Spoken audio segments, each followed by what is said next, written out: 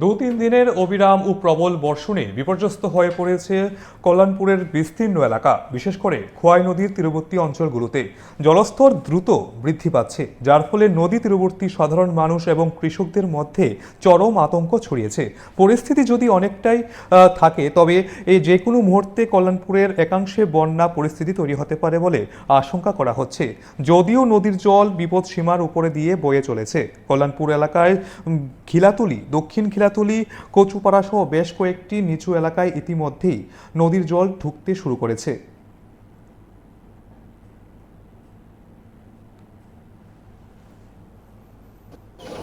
তেলিয়ামা প্রশাসনের পক্ষ থেকে সমস্ত জনসাধারণের উদ্দেশ্যে অনুরোধ করা হচ্ছে, অনবরত বৃষ্টির ফলে খোয়াই নদীর জলস্তর ফ্লাড লেভেলের স্তরকে অতিক্রম করে গেছে।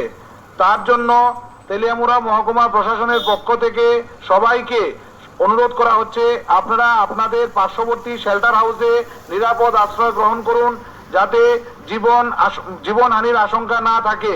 আপনাদেরকে বারবার অনুরোধ করা হচ্ছে, আপনারা আপনাদের পার্শ্ববর্তী শেল্টার হাউসে অংশগ্রহণ করুন। আমরা যদি কষ্টে গেছে আমরা বৃষ্টি হইছে না বাড়তেছে তো ক্ষতি ও মা ক্ষতি বিরাট ক্ষতি খেতে খেতে দিতে আছে জলে